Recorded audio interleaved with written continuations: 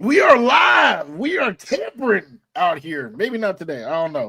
We tampered yesterday, a little bit slower today. But it is time, Boy Green and I, we're going to look at the past. We're going to look at those moves that were made yesterday, and we will give it the grades, all right, that you guys are looking for. How did we do yesterday? Then we're going to look at the present and look at the future. Who do we still want these New York Jets to pick up? Because there's a lot of work that needs to be done in like several rooms, definitely looking at the wide receivers, but a lot of rooms. So let's look at that right after the intro. Boy Green meets Wudi. Can you guys help us get a Jet chant here? Yeah, going. Oh. Okay, right, yeah. Come on in. Yeah. Okay, let's go! J-E-T-S, Jets! Let's go! J-E-T-S, Jets! Let's go! There you go, Third Party Thursday. Chris joining us here on the program with a capital P here on the program. Jake Asman, come on down. How you doing, good sir? Wow, what an intro. I mean, Boy Green is known for having the intro, but Wudi, that was unreal, man. Thanks for the kind words, son. We are men of many names. My favorite Austrian Jets fan right there, Nice. baby. Boy Green Meets Wudi.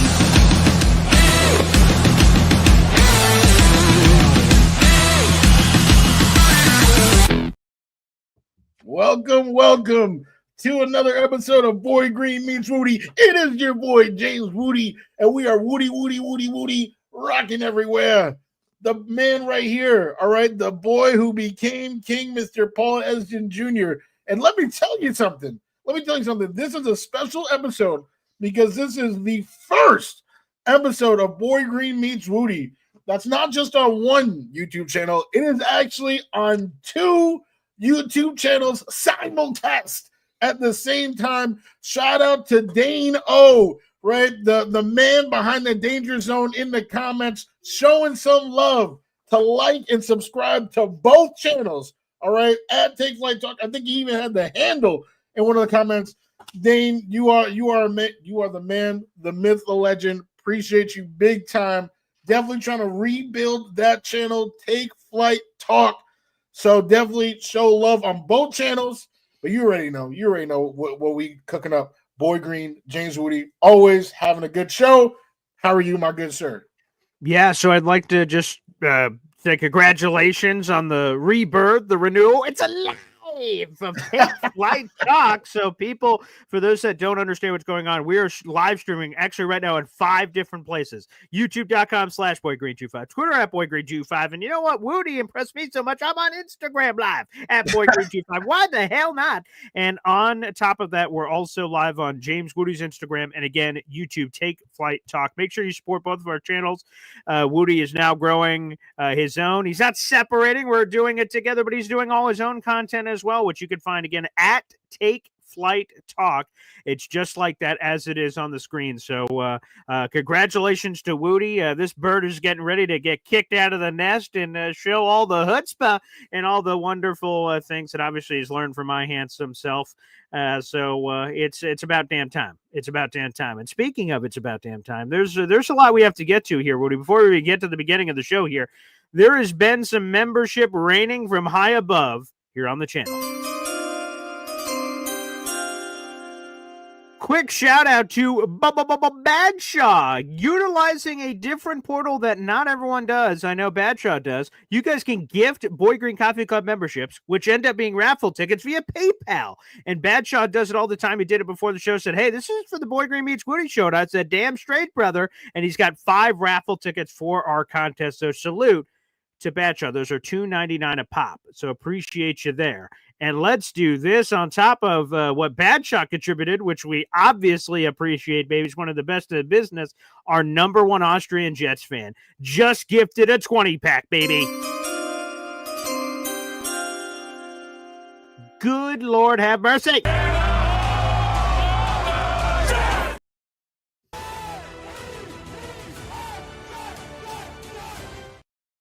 All right, let me get the bifocals out. Let's read the 20 new members to the Gosh Darn Boy Green Coffee Club. We have Devin Chafin, Andrew McAllister, Farouk, Brian Scantleberry, Jet Up 3, Indy Jets, Big Green, Gator McCluskey, Daniel Diaz, David D, Jaro, James Fowles, DLB_1 Jets Arm, Hennessy Heisman, Gilbert Gonzalez, Mr. Bozak 122, Backwoods Aren't Cool, and the Flight Boys 2.0 Slim God, Hunter Hadziki, G Money, all members to the Boy Green Coffee Club. Again, thank your number one Austrian Jet fan, and he has 55 raffle tickets so far this month, which is in second place behind A Step 10, but the gap is closed. One Austrian Jet fan has closed that significantly here on the program. So thank you, Austrian. Thank you, Badshaw. And as the Danger Zone says here, let's try to help Take Flight Talk get to over 100 subscribers. That would be pretty gosh darn cool. So again, you could subscribe at Take Flight Talk.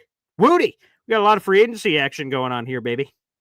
Yeah, absolutely. We will definitely talk about what has happened. We'll definitely talk about what we want to happen, right? We don't know what will happen. We don't have the crystal ball, even though Boy Green might have a crystal ball. We'll talk about Andre Cisco in a little bit, but I like that call out. Yeah, definitely got a lot to talk about. Last thing I'll say about Take Flight Talk before diving into that is, for those of you who are wondering what James Wudi is thinking on days other than Tuesdays and Thursdays at 3 p.m. with Boy Green, this is your chance, right? On a Wednesday, on a Saturday, all those other days, just Friday, like Friday, right? Monday, Friday, right? You want to know what's going on there? I can Sunday, respond. Saturday, I'll have my own thoughts, and of course, Abby, who has been on this show multiple times, will also be sharing her thoughts on there as well. So speaking about thoughts, I guess it's time to hand out some grades, some report card. I know my guy, Take Flight today, Mr. Brent, who helped create that beautiful intro. He wants to know my thoughts. He was in the comments. So Brent, don't worry, you don't have to wait too much longer, my brother. There you go. So, Professor, let's go to school here. The Jets have 4 official moves so far, and hell, maybe one will break live on the show today. That'd be fun.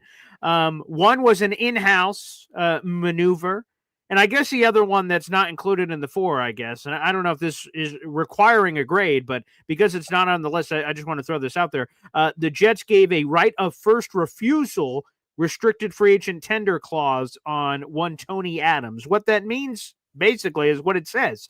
If any team in the NFL offers a contract to Tony Adams, the Jets have a chance to match it. If they match it, obviously Tony Adams is signed by whatever that contract is. If they decline it, Tony Adams now a member of that new team, and the Jets lose Tony Adams for zip and pip, nothing.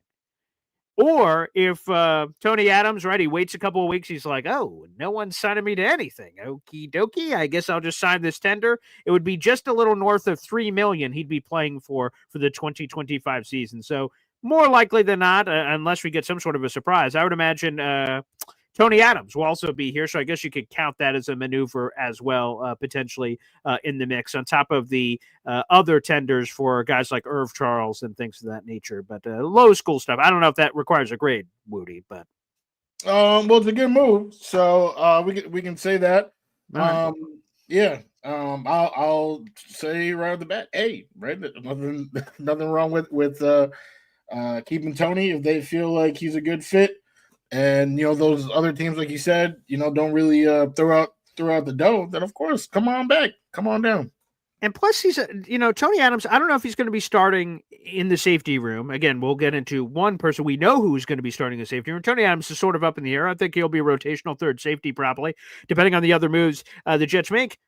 He's dirt cheap, a former undrafted free agent. Why wouldn't you want to tender that guy and bring him back to the squad as a guy and see what work he could do with the Jets? Have a great defensive coaching staff. Offense leaves like, oh, what's going to happen there? There's a lot of unknown. I don't know. Tanner Angster, what's he going to look like? You feel a lot better with Steve Wilkes, Dre Bly, Aaron Glenn. There's just a very strong defensive staff, specifically in the secondary. So you really got to like the gambles that are going to be made. I'm curious what happens with Tony. So yeah, I'd give it a high grade as well. Sure. To get a potential starting caliber player for dirt cheap is a good move for the Jets. I guess we could start in-house before we go to the external free agents, and this was the first move that came across the docket. It was on Sunday evening.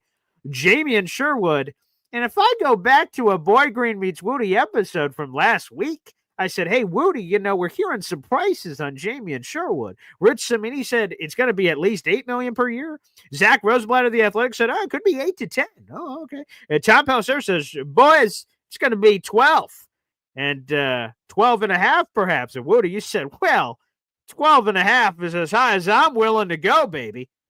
Well, he signed for $15 million per year. James Wudi, so I'm very curious. You could give out the grade first professor a 3-year deal, $45 million, $30 million guaranteed. He's only counting against the cap $5 million for this year. Again, they're going to be spreading out the love from that perspective. $15 million per year puts him inside the top 7 highest paid linebackers in football. And I say top 7-ish because, again, some of the contracts are still floating. Nick Bolton, he got the same deal, and there's a couple others. But basically, it's top 7 in the National Football League on a per-year basis. What grade are you giving that, Professor? Well, as you knew, I thought I was gonna have to recap, so I'm glad that you recapped. Yeah. And I felt that that is too high. After seeing some other contracts getting doled around, Javon Kinlaw, I actually think Javon Kinlaw got the same deal. They're the same exact numbers. He did.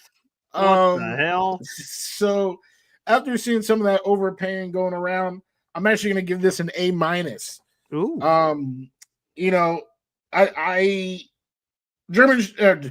Jamon Sherwood, is a good linebacker, right? Homegrown, led the league in solo tackles. I had no beef with him. I just felt like, hey, we looked at the top 10 the year before versus the top 10 to assume like, oh, next year Jamon Sherwood is about to do that again. I think would be misleading, but he's still a quality player. He's 25 years old. And if they can develop him the way that the previous regime developed Quincy Williams, then this is kind of a steal. It's kind of a steal. So that's a big if, but that's where I'm leaning, is that it's an A- based on the other contract. In a vacuum, bro, I'm not gonna lie, I was upset. I was like, that much money. Wow. Well, that much money. It was like, oh right, yeah. And like, if I'm Quincy, right, when it's time to pay me, I'm like, all pro, like, look at my credentials, and this is what you paid him, pay me more, right? Like that's now the conversation that we have to have. So I was upset for that reason. Like, now, gonna have to pay Quincy, gonna have to do that. Remember, I don't want to get rid of CJ, so I'm trying to keep the band all back together. Sure. So I was definitely upset with the amount of money that he was given, but given all the other contracts I've seen, how many people the Patriots overpaid. If we're going to overpay somebody, it might as well be our own and show the rest of the players like, hey, we want to keep our good players. And I think that's what they did. So overall, A-. Yeah, that's a little richer than I'm going to give it a B+. Again, I agree with the back end of what you just said. If you're going to overpay someone, don't overpay a stranger. Overpay what you already know. And you have a 25-year-old, one of the best draft developmental stories for the Jets, a random day 3 pick at a different position, converting, and just biding his time. We never even knew if he was even going to get his time. There was a world where the Jets have to pay Jamon Sherwood, not having this past year as a sample size. He wasn't supposed to be the guy. You mentioned it. C.J. Mosley was the guy. He gets hurt week 2. The Jets slap Jamon Sherwood on the ass and go, well, Sherwood, it's your time to shine. And he did. Credit to him. And he cashed in a big way, literally and figuratively. Now, $15 million per year is incredibly rich. Again, to get the same deal Nick Bolton got, and I put Nick Bolton and then Jamon Sherwood together, and I'm looking at both of their numbers and analytics and things, and I'm like, I don't know. Nick Bolton's done more. Nick Bolton's had more opportunity. But I also think this is a common misconception of free agency land. You don't pay someone for what they did in the past. You pay for what they will do for you in the future. I don't give a flying it, right? 30-time All-Pro Tyron Smith walks down. I'm not paying him for his Hall of Fame career, $100 million. I'm paying him for whoever the hell he is right now at this moment in time, or what I believe he is and what he can do. That's how free agency works. So I'm going B+. I love that Sherwood's staying here. There are a lot of questions about that room. Again, still what's going to happen with C.J. Mosley? Does he retire? Does he get cut late? Quincy Williams. Oh boy, that's a separate podcast of like Quincy going, the hell? I'm making $6 million, and this guy's more than doubling me up on a per year basis, and I'm an all pro. And who the hell is this? So Quincy seems like a really good guy. So I don't know if he's going to ruffle these feathers or cause this storm because he's entered the last year's deal. But there's a potential drama bomb happening there. But again, maybe that's a future podcast. We could talk about that separately. B+. Jamon's a young guy. I think he has all the potential in the world. This past year was spectacular for everything that you factor in all the narratives and everything into it. I'm so excited about what he can do, knowing the full offseason. Hey, Jamon, you're the guy. You're the leader. You're the starting linebacker, and how he can improve. I'm really excited about it. So yeah, give me a big fat B+. All right. I mean, yeah. I was in the B+ game as well. I ultimately bumped it up because of his age, right? If they do, sure. Like you said, you got really good point. You pay people for what you expect them to be during this contract. So if he does elevate to that level, then it will be a solid contract. But yeah, I keep talking about Quincy. I'd be pretty bummed, or not bummed, but just hey, look at my resume, look at his. But we will move on. We will move on to the next free agent. Easily the most popular free agent. I believe the first, right? That's what I'm trying to go in order of when they were signed. So yes, that's correct. That would be external after Jamon. Yes, this next guy you're about to say was next. Yes. Yeah. All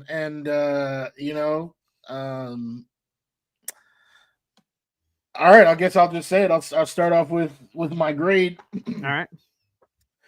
I'm gonna give it a B. Oh, for what do you mean? What are you saying? What are you for real? B. Justin Fields. Justin Fields. Brent, can you hear that in the back? Let's go. Justin Fields. I'm giving it a B. It was much lower actually until this morning. I was on NY Jets Flight Talk with Connor Long, the man, sure. the myth, the legend. Yeah. And he had Rich on the show, Rich Cimini from ESPN. Wow, terrific. And they were talking. And, it's not as bleak as I was thinking. Because here's the thing. All right. I think there is absolutely zero chance that Justin Fields is the Jets franchise quarterback. There's like 0%. If you want to give it like a 0.5, you can do 0.5. Yeah. Wow. Sure. Well, I would. Yeah, that's what I would. I'm going to do it when I do my whole bit here about mine. But to interrupt, like to me, let's throw a couple of names out there. Carson Wentz. What are the chances he's the Jets franchise quarterback? 0%. What are the chances Marcus Mariota is the Jets franchise quarterback? 0%. Like that's zero. We know what those bastards are. It's over. Okay, they're on the back nine. All right, Justin Fields, he's 26. A 0% chance that he has a Sam Darnold, Baker Mayfield, chutzpah grabs the bull by the horns. All of a sudden, he's the guy. I wouldn't call it 0. I'm not saying it's 100%, but 0. How disrespectful! Good lord! Don't you dare put him in the same breath as my glorious king, Sam Darnold. All right, I said I'll move up to 0.5. 0.5. So there's a 0.5% chance that he could be the franchise. But see, that's what I mean, is that this distraction with the from the fan base, I think it could be detrimental. And that's why, although I moved it up so much from what it was, I couldn't move it into the A because we talk about drama bomb. I think this is about to be a drama bomb. All Fields needs is like 2,200 passing yards, 15 passing TDs, and like 10 rushing TDs, right? So 25 total touchdowns, and every single person in the fan base is going to be like, bring him back. Bring him back. It's on a 2-year deal, so, Okay, so do it for 2 years in a row. And they're going to be like, extended, like, he's the guy. He's the guy, just, all right. His best football is still in front of him. But like that's not good enough. Like I don't think he's good enough. I haven't seen the improvement that people are trying to say. I feel like they're trying to sell us Justin Fields. Each year. I'm not seeing it. I don't think he's good enough, but I do think that this fan base is so starved for a franchise QB that we're just hoping, let's just click. Oh, he's 25, he's 26. Oh, yes, please. I think this might distract the team from actually developing the next guy. And that's why ultimately I cannot give it an A. I did move it up to B because Rich said that he still thinks that they're going to draft a QB this year and try to develop him. Yeah. But that's the pressure of the fan base that I think is going to come in, and all Fields needs to be is decent.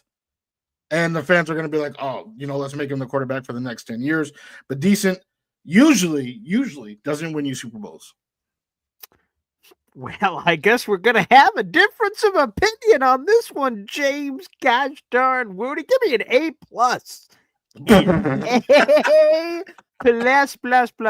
Here's why. Let's go through every layer. First off, when you know that door number 2 is Carson Wentz or Marcus Mariota, okay, there's a bit more pressure to make sure you get your guy in Justin Fields in my mind. So we're grading these moves, right? So like, for instance, you made your Jamon Sherwood case. You said, hey, I graded it on this, but seeing what the other people went for, that sort of changed my grading system. That factored in the context of the offseason. It's not just in a vacuum, this guy for this amount of money, not knowing anything else. We know everything else. Well, relatively speaking, for certain situations. Justin Fields, Connor Hughes told me what door number 2 and door number 3 is on this Bachelor show I didn't want to go on. And he said, Carson Wentz, Marcus Mariota. I'm like, geez, Lou, please lock in Justin Fields ASAP. And they did. So that move, that part of it, to me is A+. And the other part of it is he is a young, impressionable man at 26 years of age. The canvas still is unfinished. There's more paint that can be splattered here. You said, I don't really understand some of the upgrades and pivots that people have been saying about Justin Fields of trying to sell me on. Last season, 4-2 at the Pittsburgh Steelers. It's not his fault. It's not his fault he didn't play more, but they're 4-2. Okay. That's more wins than losses last time I checked. That's very nice. He had a career high in completion percentage, 65.8%. I like that. Career high in quarterback rating, 93.3. I like that very much. He had 10 touchdowns, 1 interception. Oh, that touchdown-interception ratio seems pretty gosh darn good to me. They don't count rushing touchdowns in a touchdown-interception ratio. I just did. Yeah, but they don't. So I do. So, anywho, but 10 total touchdowns to 1 interception. I love that. And Justin Fields has averaged over 50 yards rushing per game throughout his entire career. He is going to take this year, though, but yes, keep going. In his career. Again, he is going to take this Jets running game to another level. There will not be a day alive next season where Breece Hall does not have 20 carries in a game. He is going to get the rock. The running game in general is going to improve, and we're going to see a completely different Jets offense that we've seen in a long time. We're going back to ground and pound with a new way. Mark Sanchez's lightly athletic ass has nothing on what Justin Fields brings to the table from that perspective. So even ground and pound then, it was ground and pound with all these other running backs, not ground and pound with the quarterback. You can have a designed quarterback run package with Justin Fields. And then let's see what happens with the passing game. That is going to be the tip of the cap is on Tanner Engstrand, who a lot of people seem pretty happy about. Tanner, along with everybody else, obviously had a hand in saying who's going to be the next quarterback of the Jets. And they identified Justin Fields. And Tanner apparently in the room. We'll see what One Jets Drive backup footage. I love when we get that on free agency conversations, right? They say, all right, let's bring up Justin Fields. And everyone in the room has a say. I can't wait to see that when One Jets Drive hopefully drops that later this offseason. And hear what Tanner Engstrand is saying when he's like, guys, this is the guy for my offense. This offseason, this is the guy I want to put my chips on, and let's give it a whirl on the machine. And that's why, to me, I'm so excited. So I see Austrian here says, Wudi BG, do we get a splash move? How about 2 years, $40 million, $30 million guaranteed? Justin Fields is the splash, baby. Get the scuba gear on. And there are more splashes to come. Okay, Austrian, there's more splashes to come, and we'll get to that, hopefully, when we're at the end of the show looking ahead. I'm just telling you that when you look at Justin Fields, this is an incredibly exciting move. There's a chance that he can be our Sam Darnold, our Baker Mayfield, with 4 of our 5 offensive line starters under contract, throwing to Garrett Wilson, who spent 2 seasons with the college. I just posted an article, by the way, on Heavy on Jets. It's not on the Facebook page yet, but I finished it just before the show. And Garrett Wilson's already come out and said, I love this move. But amen. Okay, with Aaron Rodgers, he said, I might consider a trade if Aaron Rodgers comes back. And Jets like, oh, geez. Justin Fields comes in. He says he's very happy. Great. That's good news for the Jets there with that relationship. They had 2 years of college football together, and they did pretty well. They were 20-2 as a team, and both sides put up video game numbers. I love this move for the New York Jets. It's an A+. There is no grade higher that I could possibly give this in this situation. And I think the other factor here is realistic options. Okay, Wudi says maybe the A+ move would have been Patrick Mahomes. Oh, was that available? No. So my A+ move of what was available realistically, Justin Fields was the best quarterback the Jets could have gotten, and they got him. Well, that top three in itself leads me to believe that I don't even know if we should be having the faith in Tanner Engstrand that we, or I guess that you have put in him. Because when I look at the QB options available, I don't think that's the top three. I would not put Mariota or Carson Wentz anywhere near the top three of my list. So that's what. So what do you think that says? What do you think that says that they were looking at those other options instead of, to your point, the top five of? I assume Jameis Winston may appear on that list, or guys of that nature. Why do you think the Jets, apparently, based on the reporters, weren't looking at that? That's what I mean. That I feel like that's a point of concern. I think that's a point of concern. We don't owe, and that's another thing. We don't owe them our good faith. Like we have the right to be able to question, right, and figure out what's going on. You know what I mean? I don't, but I'll try to understand because, to me, I feel like they deserve. And Ty Butler, my former intern and turned superstar ESPN radio host in New York, he smacked me a couple weeks ago when I said, "Oh, this new regime," virtually.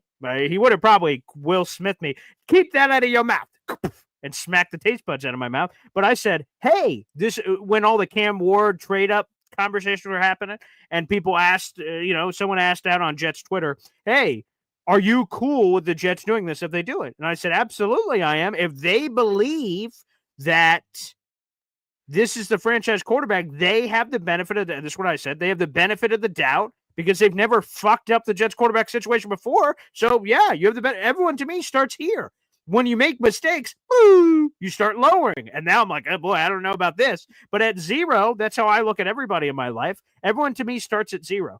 And when new information presents itself, people do good things. Okay, they just went from 0 to 10. Oh, they did horrible things, 0 to -10. And then that's sort of how I balance the barometer of my life. And this new regime taking over to me gets the benefit of the doubt until they fuck something up. So if they want to trade up for a guy, okay, they must have identified this guy, and I believe in whatever they believe. Well, that's actually exactly what I'm trying to say, right? We're at 0. Yeah, that's what I'm saying. We're at 0.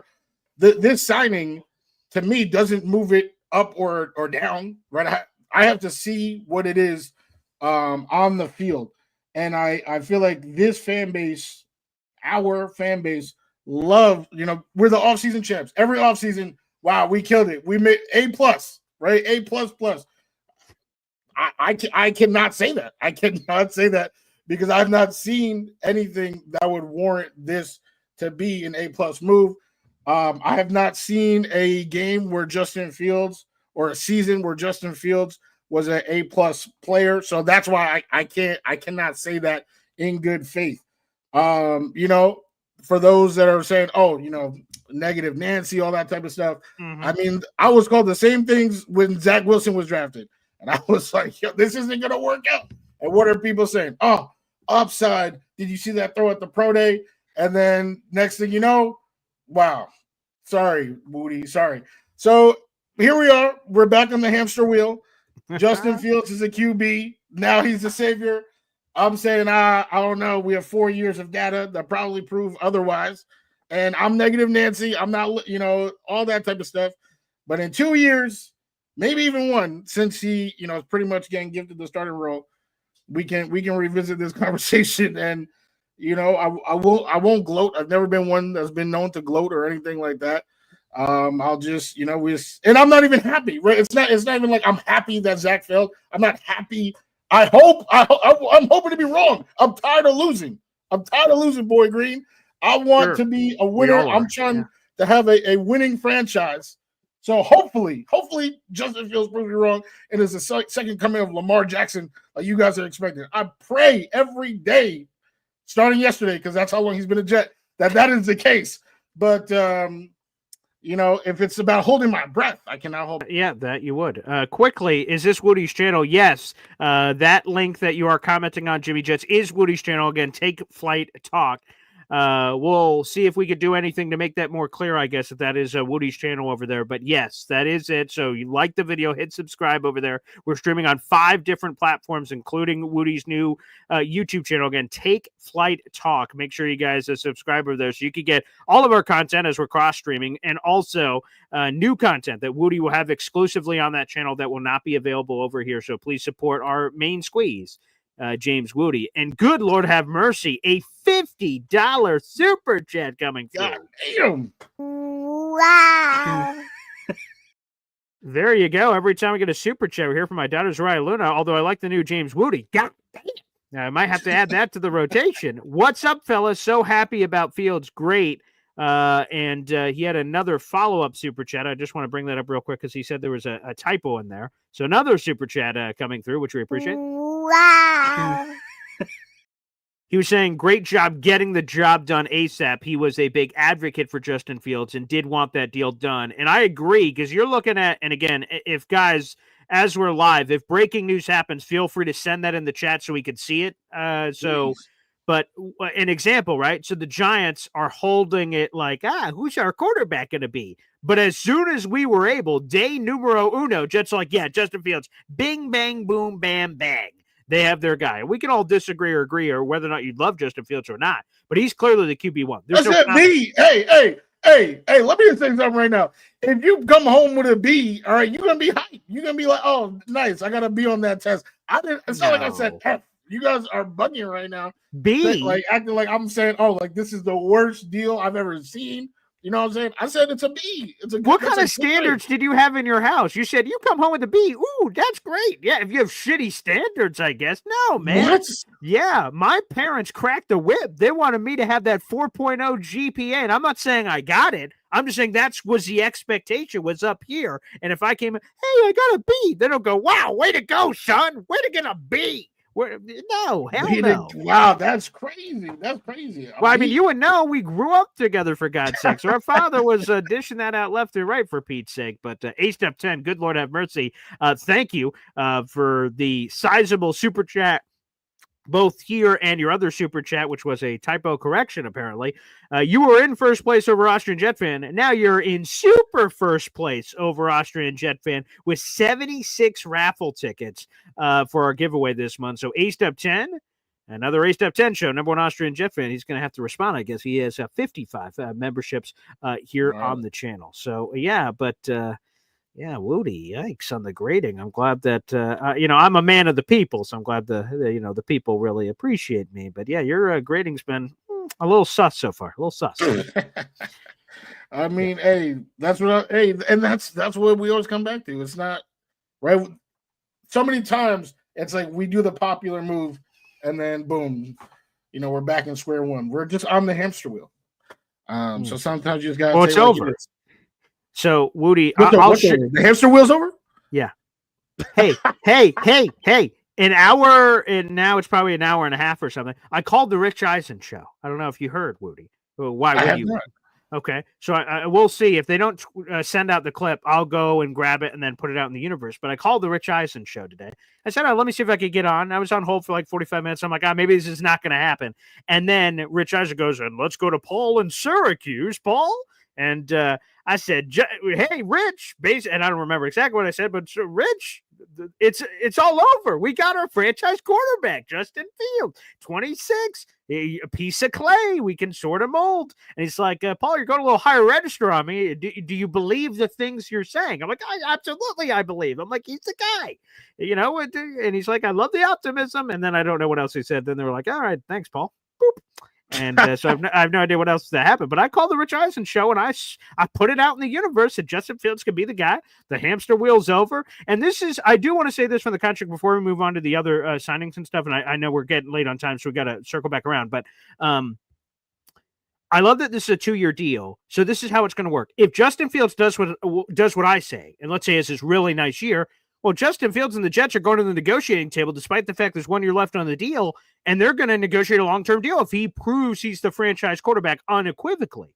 If he does not, the Jets go, well, okay, he could still be the bridge in 2026. And back to Woody's point, we're back on the hamster wheel. So how the contract is set up, the Jets won't be caught holding the bag of, geez, look what happened.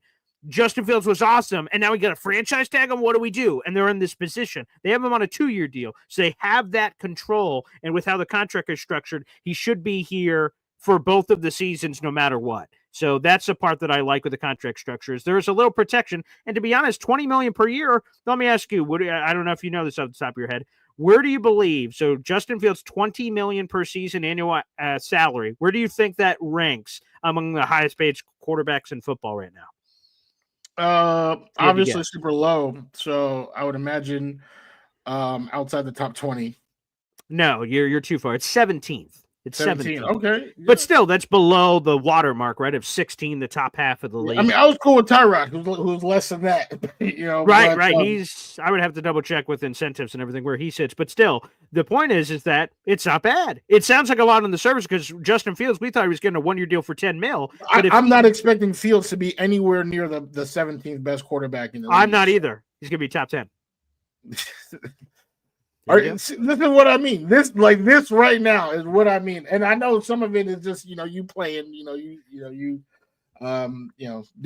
the shtick, but there are people who believe that, Boy Green. There are people out there that believe that, and I believe that's the problem.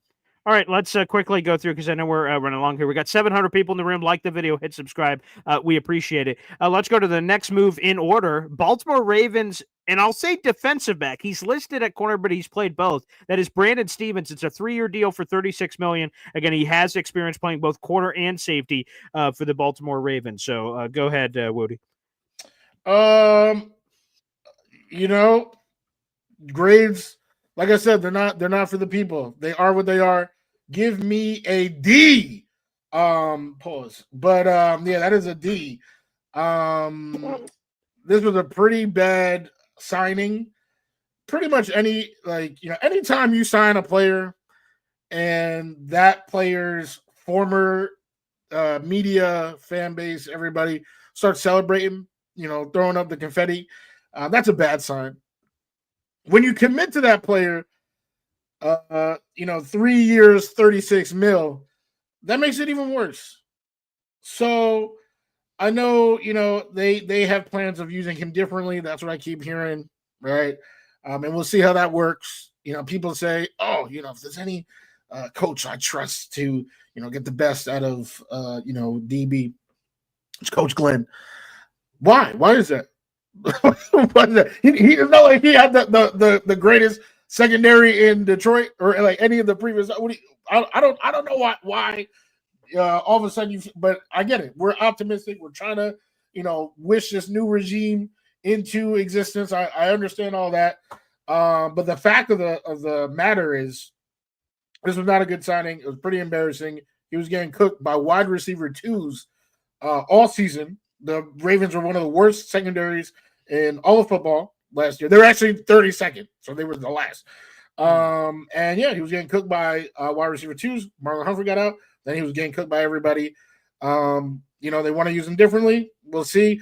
The worst part about this deal is that he's gotten so much money from it that he pretty much you can't say, we're going to draft Will Johnson now, right? He's pretty much locked in that starting position.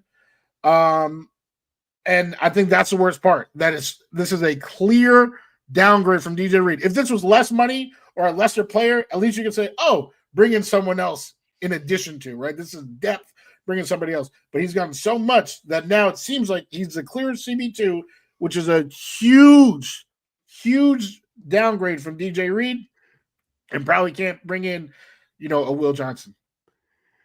I agree on the Will Johnson part. I think with that contract structure, it's incredibly unlikely, unless, again, Brandon Stevens ends up playing some safety. Again, that picture's incomplete of where everyone's going to end up. But the beat reporters are saying DJ Reed replacement, so it goes to what you said. I'll give it a C+. I'm not going to go to a D. And the reason why I give it a C+, And you have to, face the music on numbers and stats of what people are saying and all the reasons that you brought up, like that every signing can't just be a home run great.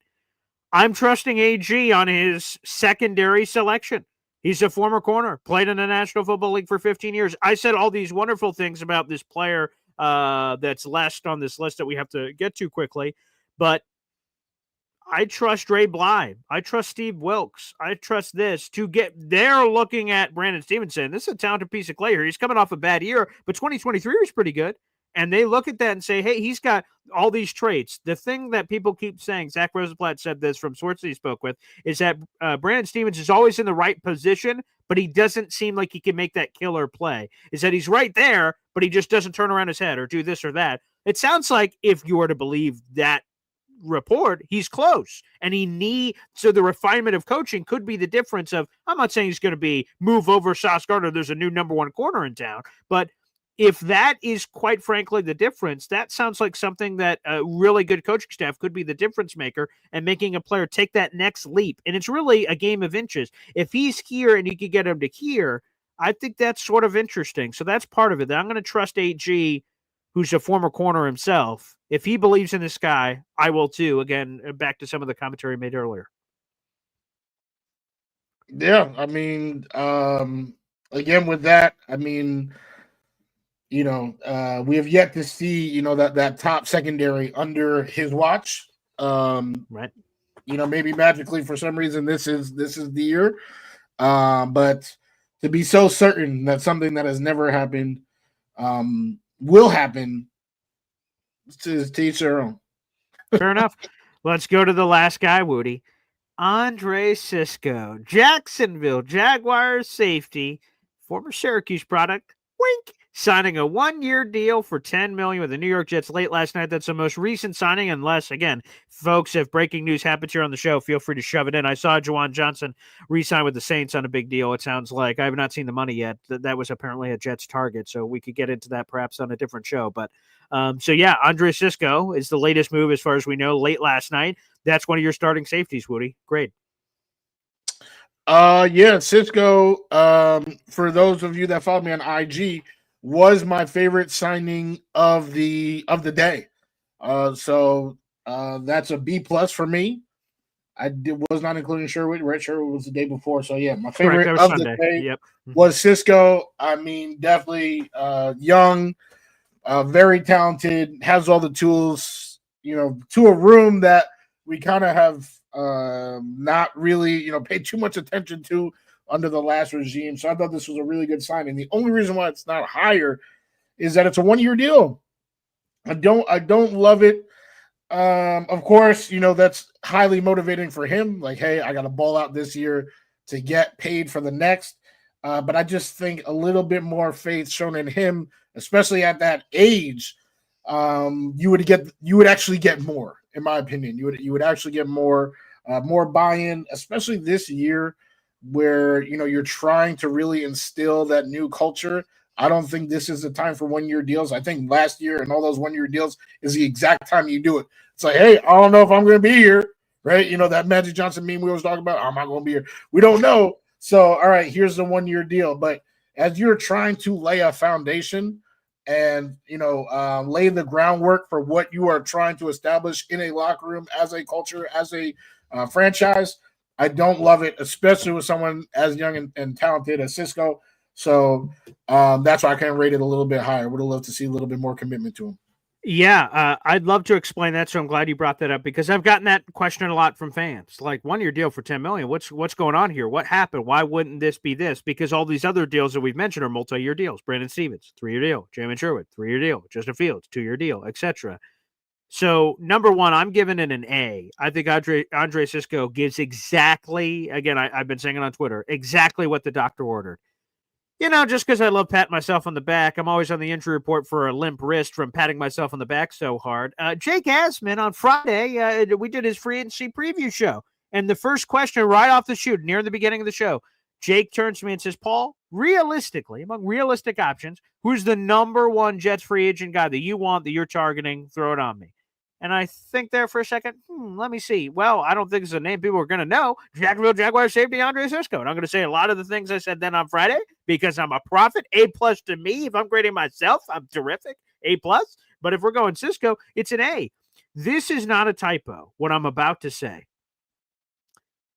Andre Cisco, in his 4 years in the pros, in his 3 years in college, has 21 interceptions over the last 7 years. That's not a typo. 21 interceptions. He had 13 in college in 3 years. 12 of those came through the first 2 years, and he's had 8 in the pros. He is exactly what the New York Jets need. Last year, the Jets were 4th worst in interception. They only had 7 picks last year. They could not, for the love of God, catch an interception, whether it's in their pie hole or not, which obviously hurts the offense. When your defense can create takeaways, it gives short fields for your offense. And when your offense, depending on how you feel about Justin Fields, short fields offense should give them better opportunities to cash in. All of a sudden, that PPG, points per game stat, goes up a little bit more when you have a complementary defense. Now, Andre Cisco is not a perfect prospect. It goes to Woody's point. Man, this guy's young. Why only a 1-year deal? I think I can explain that quite simply. It's this. Andre Cisco is coming off a bad year. He got benched at the end of the year. There was all kinds of turmoil. I think it's worth noting in the coaching staff. Doug Peterson, the worst kept secret is his ass was getting fired. Andre Cisco, when he was drafted, you want to know who his head coach was? Urban Meyer. Okay? And Urban Meyer, there's a viral clip. You guys can go back and look this up. Urban Meyer didn't even remember Andre Cisco's name. There was a game preview. I am not shitting you. People Google this. This is truthful. They ask him an Andre Cisco question. He's kind of like, who? They're like, your safety you took in the 3rd round like 2 months ago? And went, oh, yes.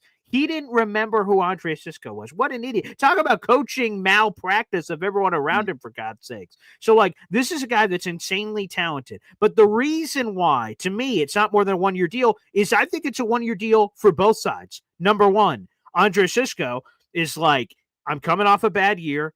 Multiple years won't give me my money. I'm going to reestablish my value, and I'm going to prove that I'm the superstar player I think I am. And a year from now, hey, baby, I'm going to be getting the bag for the Jets or somebody else. Jets side, he's coming off a bad year.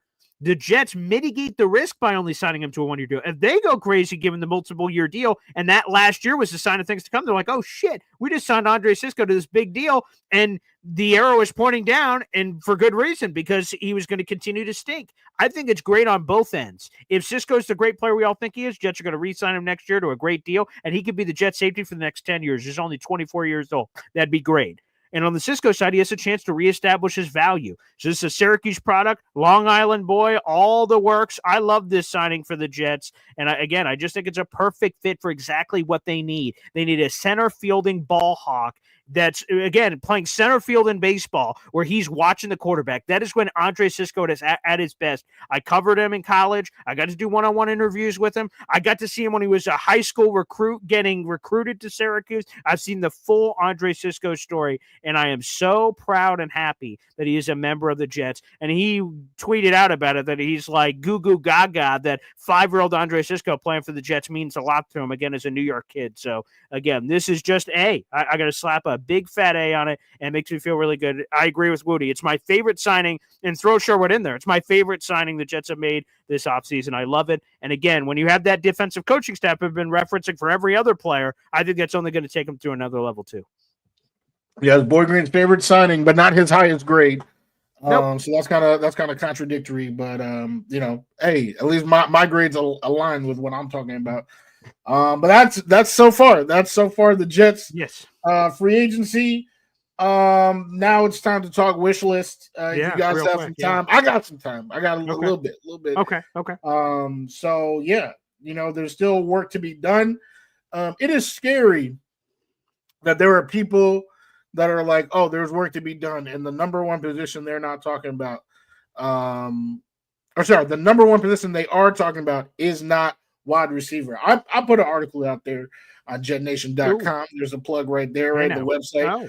And it was, hey, top 5 positions that need to be addressed this week. Mm-hmm. And I said number 1 was wide receiver. As a matter of fact, if we go through that list, some of them have been addressed poorly, by the way, Stevens at cornerback. But anyway, but wide receiver was number one by far. That was the first sentence of that part was this is the number one need by far. And there's still a lot of options. My boy Amari Cooper is still out there, right? A lot of the vets are still out there. But some of those sneaky guys like Boy Green's Darius Slayton, right, went in the first day. But my sneaky guy, I believe, I don't know, maybe I have to refresh his page. Okay. My sneaky guy, NWI, Nick Westbrook Ikini, is he still here? Oh, yeah, I believe so. Let me check if I still have him on my list. I believe so. Again, I guess we have to check live, I guess, also as well. But yes, it looks like he is still available. He's still available. Yeah, that's my guy. We need some help. We do. Wide receiver is a serious issue. Justin Fields, we don't have to keep being a dead horse, but I would like another option, another option for him, right? Yes, Justin, Garrett Wilson. Who's on the other side? Who is on it? Please. And I think that Nick, that's not my ideal choice for a wide receiver 2. But that's somebody who's valuable in the room. If he has to play snaps, he can produce. He was just wide receiver 2 last year. So I really think getting in at least one, and then of course drafting another one is huge this week. So that's my number one. And then still talking about weapons, Evan Ingram is out there. Oh, I love Evan. Yeah. Would be huge. As a matter of fact, something that Connor Long brought up on the show today when I was on was the Eagles potentially shopping Dallas Goedert for a 4th round. Yeah. I literally lost my pen because I was signing so much during his show on that move. I would do that yesterday. All right. And then again today. Connor appreciates a shout out, by the way. Connor Long. There it is. Connor. I'll have to check out the Ritz Samini interview. So shout out. Great job by Connor Long. There you go. Yes. He was tremendous with Rich. And then, of course, I came in and we talked about, the future, which is pretty much what we're talking about right now. I would really like to make that move. We trade a 4th for Dallas Goedert. Is that something you would be cool with?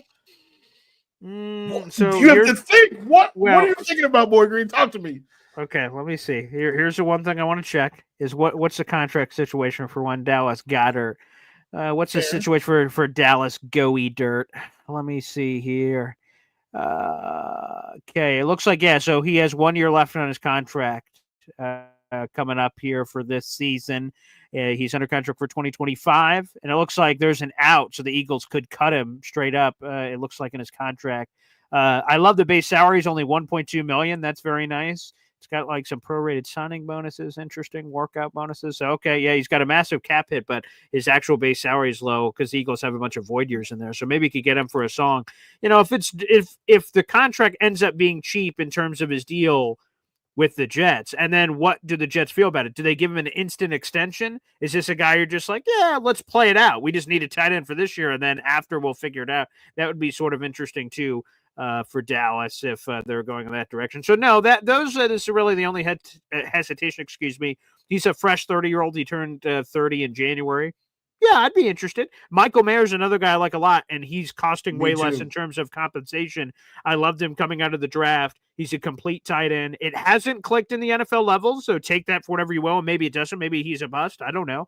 But, that's going to be a 6th or 7th round pick for Michael Mayer. So I love that value, and he's dirt cheap, and he's on his rookie contract, and you have him under team control for an additional 2 seasons. He's probably the guy I circle, but you could sell me on Dallas Goedert. Sure. He obviously is a much more proven player, and you're paying for it in draft compensation than Michael Mayer is.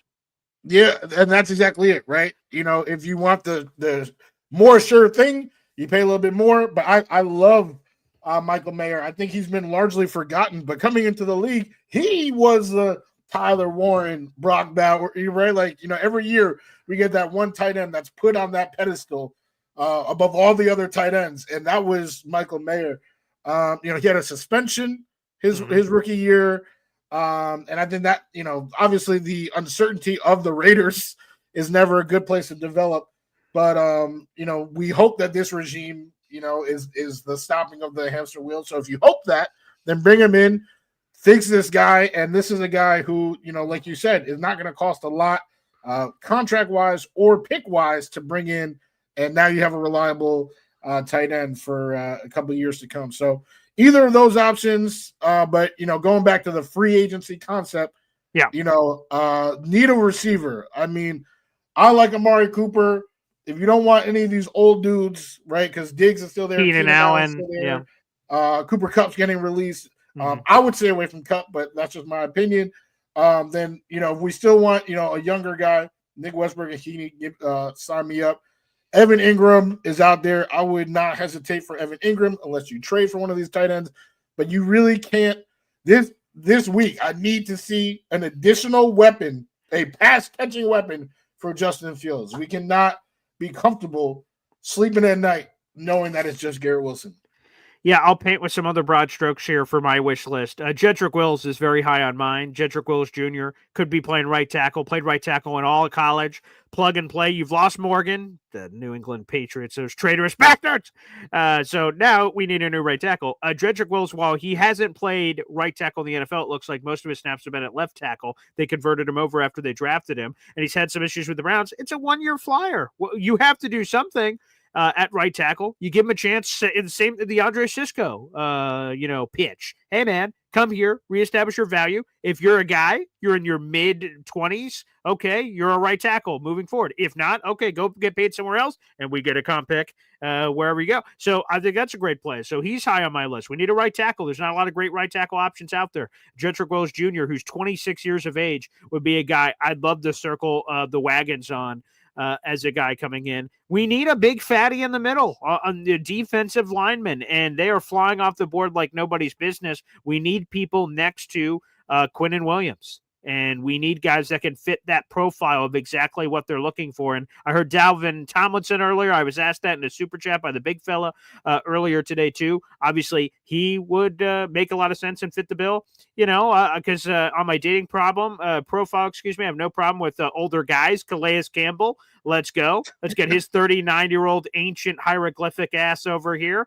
He's still getting it done. Calais Campbell would excite me. Obviously, there's the Lions love, which we've already talked about. Levi Onwuzurike, he's much younger. He's at 27. He'd be interesting. He dealt with some back injuries earlier in his career, but he's a fun player if you want to insert him on the meat of the defensive line. So, again, getting a Hog Molly there on the defensive side at defensive tackle is super important to me. And one that we haven't circled, but folks, it's pretty gosh darn important. It's a name I've said before. Azeez Ojulari. We need more pass rushers, man. What is Jermaine Johnson going to be? I hope that he's great. I hope that he comes back fully healthy, but we don't know. And even if we do know, you say, Paul, presto, Jermaine Johnson's fully healthy.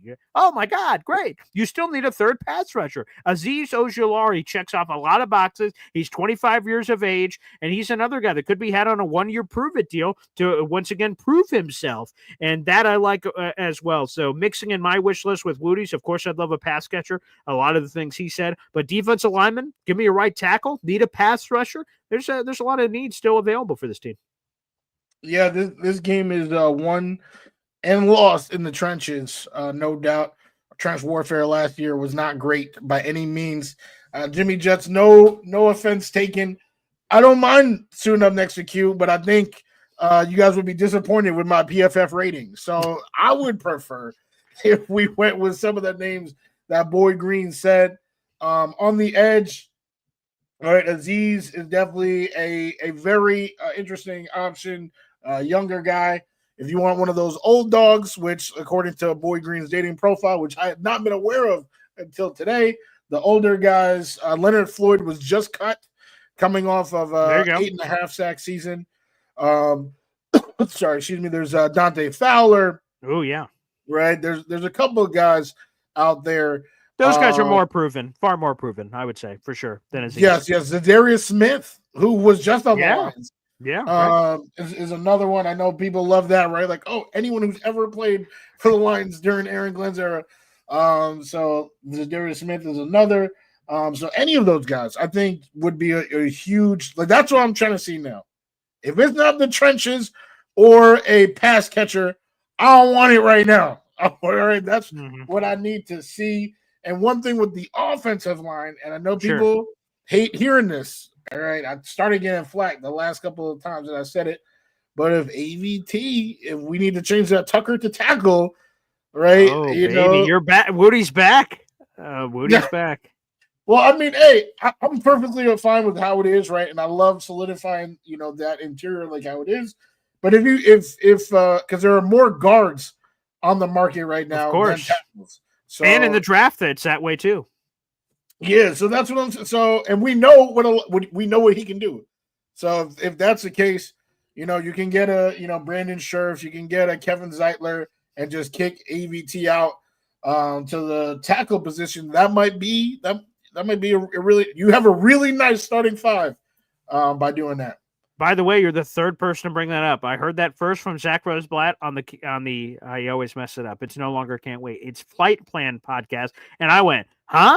And I'm like, yeah, it's one of those right Alonzo Morning. Nah, okay, it got me there a little bit, and then I heard Connor Rogers talk about it, and he said, and he like warned people. He said, I know a lot of people aren't ready to have this conversation because of the injury history, and what we ultimately need to decide is what's the commonality here. Is the moving causing the injuries? I mean, Robert Sauer said that. He also said a lot of dumb shit at his press conference, so I'm not really sure whether that's the thing we're supposed to believe. He said the moving around totally was a contributing factor to the injuries. Other people say not. So I don't know. It's up to you. So Connor Rogers talked about it, and now Wudi, the greatest of all of them, has jumped in and said, Elijah Vera, tackle. So we'll see what happens. So, yeah, ABT to tackle. There are more guards available. I agree. To me, I'd probably keep ABT's coming off a healthy year. I don't want any juju, especially for a guy that has injuries exploding in Denver. Speaking of superstition and juju, I'm like, man, you know what? He's been fine at right guard. Let's just find a right tackle somewhere else. That's what I say. But there's a compelling case to be made.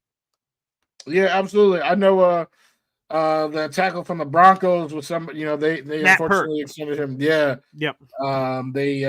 But that was somebody who I was really intrigued with, and he is, on the younger side, right? He's in his 20s. Yep. So I really thought that could have been something. But he got re-signed, so I guess there was really no point in bringing that up. But I will say, yes. Shout out to June, the GM, in the comments. I agree. The best signing so far was, just keeping Sherwood home.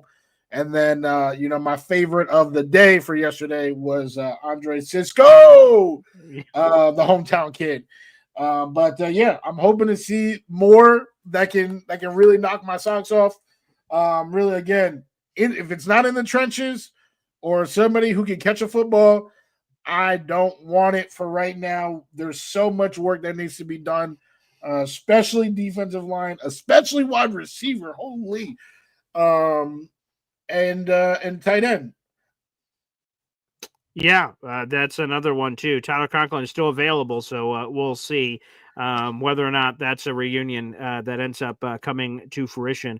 I want to give a shout out to everybody. We have 800 people in the room. We're streaming on 5 different places. This will be the new methodology for Boy Green Meets Wudi moving forward, so you can find it on my channel and Wudi. Support both. Again, we're trying to get Wudi to over 100 subscribers on his YouTube channel. So again, that is Take Flight Talk on YouTube. That is where you will be getting James Wudi exclusive content on top of obviously what you get here on the Boy Green channel. So Wudi, a great debut for all of those channels. We had been doing it on your Instagram, but shout out to people on my Instagram as well. That's awesome. So good. I'm looking forward to all this expansion moving forward.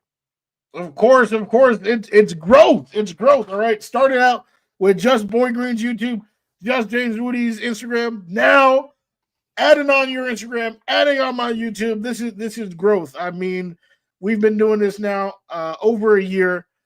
This is, of all the things that, are happening, jetnation.com, the different shows, different things I'm doing. There's nothing like Tuesdays and Thursdays at 3 p.m. with my man, Boy Green. So I'm definitely super excited.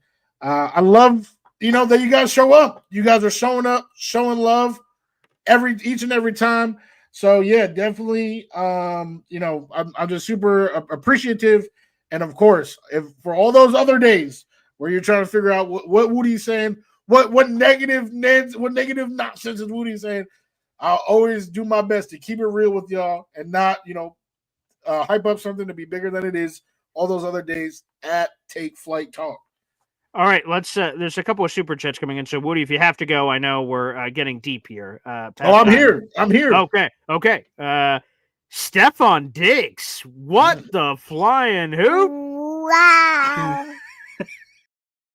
Wow is right. June the GM, with your previous super chat, you just got yourself another raffle ticket to our contest, so we appreciate that, June. You now have 4 raffle tickets so far this month. Word on the street is where we, the New York Jets, are considering signing Stefon Diggs. Now, let me just say this. Stefon Diggs is a highly competitive MFer, and we saw him, obviously, in this Bills-Jets rivalry a lot. He blew out his ACL, so what's the recovery? I'd imagine it had to be a 1-year prove-it deal. I'm sure that's not what Stefon wanted, but it is what it is with how that's looking. Or maybe you do this kind of quasi-Justin Fields kind of 2-year-ish deal. I guess there's a world where that could exist. I have not heard that anywhere until June just said it. But obviously they need a receiver. I wonder how the personalities of Stefon Diggs and Garrett Wilson would interact in a wide receiver room. But Stefon Diggs is fun, man. And again, there's sometimes this extracurricular activity. Apparently he is an Elijah Moore level tweeter, which I've noticed in Bills land has had some cryptic stuff of all kinds of things you'd have to prepare for. But hell, if he's catching touchdown passes, I don't give a flying hoot. But what do you make your reaction to Jets Stefon Diggs rumors? Whoa. There's a couple things. After seeing Mike Williams last year, I'm a little nervous about the ACL tear in an older receiver who I actually feel like was already on the decline. Right? Who's Stefon or Mike Williams? You're saying?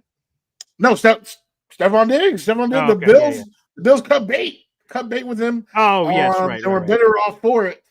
And I think he was already on the decline. Now he's torn his ACL. We have no idea who Stefon Diggs is right now. I don't think that's worth the headache, especially since we know off the field he's going to be talking about target. He's going to be talking all that nonsense. I don't think that's worth the headache.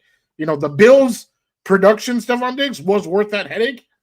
But if you're going to have a guy that's not even, like that anymore, it's not worth that headache. I would honestly steer clear. I'd like to know the money, to be honest, before I make any final decision. But I share a lot of the same fears that Wudi does. You don't want locker room is a precious place. And it's not just about acquiring talent like a Madden football team. It's about finding the right pieces that fit into your culture. And AG is trying to set a culture. He thought Aaron Rodgers did not fit in his culture. That's why Aaron Rodgers will no longer officially be a part of this team in 24 hours. At 4:01, 24 hours from now, Aaron Rodgers' ass is hitting the streets. So he's being very particular, as he should be. You never know how many head coaching opportunities you're going to get. I don't blame AG for being selective. He should be. Stefon Diggs, again, if the price is right and he has the right mentality, I'd be interested to talk to him and bring him in a room and say, all right, let's see if we align here. I'm not sure if we do, but hey, that's an exciting name. Ostrom is looking for a splash. I go back to the Draft Day movie. Fans like to sit in the front row and get a splash, Sonny. Give them a splash. This would be a splash. We'll see. Badshaw here on the program. Hey now. Wow. Another raffle ticket for our boy Badshaw. Paul, the way you are with the draft is how I am with NFL free agency. NFL has its March. NFL has it in March because it's my birth month. Hey, happy early or belated. We still got a bunch of days left in March, so I don't know exactly when your birthday is, Badshaw, but happy birthday nonetheless. That's awesome. I love free agency. Obviously, me and Woody were talking before the show. This is the busiest time of the year. I didn't see over the last, and I'm not asking for pity or anything, over the last 48 hours or something, I haven't seen my family a lot. They keep thinking I'm coming with them to go hang out. I'm like, another story. I'm 7 stories behind. Jets players leaving, new Jets players coming. I'm doing videos for every Jets free agent that comes in. So, it's a very busy time, but I enjoy it thoroughly. It is technically work because of, how it supports my family, but I don't see it as work because I really enjoy it. It's a lot of fun. So tomorrow, my God, happy early birthday. Yeah, there you go. Happy early birthday, Badshaw. And thanks for all your support on the channel. It's meant a lot, and I'm glad that you've been on here. And look at Badshaw with another shot. He's been a member for 8 months. So cool. Wow.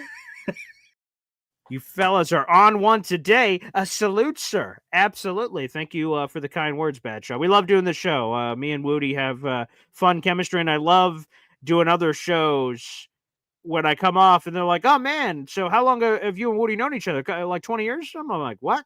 No." I'm like, "I just met that dude like a year ago." You're like, "What?" And then I'm just, I just love the natural chemistry that's there. So I'm glad a lot of people enjoy that. So there you go. And one more from Badshaw here. Birthday's tomorrow, Paul. I'll be 32. I turned 32. So we're only separated by, I was going to say a few months. It's a month and change. I turned 32 in April. So it's right around the corner. So Badshaw, happy early birthday, man. Enjoy it. If my brother was to send in a super chat, he did not. My brother Nick. His message to me when I was 5 was, "It's another day closer to death." So depending on your perspective, birthdays mean different things to different people. Anywho, you should enjoy yours. You should enjoy yours. Yeah, you should. Yeah, you never know when's the last one. That sounds super dark too. I don't know where I'm going. What is wrong with you? Don't listen to this man. So, all right, just have a great one. This is definitely not the last one. And yeah, just enjoy it. Oh God! Oh my! I'm so sorry. I don't know what's come over me. It's my brother, I guess. But shout out to the 800 people that are live in the room. This is one of our very longer Boy Green Meets Woody episodes. But hey, it's free and see. It makes a lot of sense. Thanks everybody for the super chats and memberships and everything. I'm so sorry. Yeah, go ahead. Because I want to answer this question. Somebody asked me a question in all caps. I just got to answer it. All caps. Okay. Let me see. I would be perfectly okay with trading for Cortland Sutton. He had a phenomenal year. I don't know if you guys were paying attention, if you guys had him in fantasy. What was his final numbers? Yeah. Reason for Bo Nix having the year that he had. So again, if Justin Fields, I need somebody else there, and I think Sutton is actually a very solid wide receiver 2 option. Probably better than just about any option in free agency. I just don't know what the compensation would be, pick wise and all that. But just Madden style, would I want Sutton on the team? Yeah. Yeah, by the way, Sutton had not had a good year in a long time if you are a 1,000-yard receiver guy. He only had 1,000-yard receiving season heading into this past year, and he just got himself another one. 81 catches, 1,000 yards, 8 touchdowns, 13.3 per clip. You love seeing that as well. So shout out to one Cortland Sutton. Yeah, if he's available, what are we talking about? Although that's been one that's been rumored forever, right? Jet fans going, "This is the year for Cortland Sutton. This is the year." And it hasn't ever been. So I joked about, is Justin Simmons finally this the year for him to grab him? So, we'll see. But yeah, that would be incredibly exciting if that was going to come on. On Thursday, Woody, Green Bean is going to join Boy Green Meets Woody. So you're going to have one flavor of green at least on Thursday. That's Green Bean. It's just some of the words reassociated. I can't wait for that one. That'll be at Thursday at 3:00. Should be a lot of fun. I love Green Bean. Yes, absolutely. We'll see if any moves happen in between now and then for us to discuss. But Green Bean, one of my all-time faves in terms of Jet content creation. Absolute stud. Love his takes. So I will definitely thoroughly enjoy picking his brain this Thursday. Couldn't be more exciting. And then one more shout out. Tomorrow morning, Jets reporter Nick Ferrier rejoins us. It's been a couple weeks. He'll rejoin us tomorrow to talk about, again, whatever these other moves that are coming up here for the New York Jets. This is awesome. And June, thank you so much for the kind words. One of the best shows online, Boy Green Meets Woody. Thanks, everybody. So, again, Green Bean in the house on Thursday at 3:00. I'll be back on tomorrow morning for Nick Ferrier on Boy Green Daily. And, again, if there's any other breaking Jets news on top of the live shows we do, we'll also have some pre-recorded content breaking down whatever Jets free agents editions are to come. Fun show, long show, Woody, but a good old time. Appreciate you, and can't wait to have some more fun later this week, pal. Yes, absolutely. Only other thing, I know, Bad Show, you said drop that plug again. Please, yes. I changed my name actually to @Take Flight Talk. Oh, if you take off the banner, it'll go back to showing our names because I changed my name to @Take Flight Talk. Oh, there you go. That's where it's at on YouTube. Catch my thoughts, on non-show days, and of course Abby, who a lot of you already know. She's been on the show. I would say she's probably the third. Right, obviously, Boy Green and I are on here, number 1 and 2. If there was a number 3, she would be on there because she's been on the show a bunch of times. So she will also be sharing her thoughts on the channel as well. And let's go. Let's ride. Let's go, baby. We'll see you next time. Take care, everybody. God bless.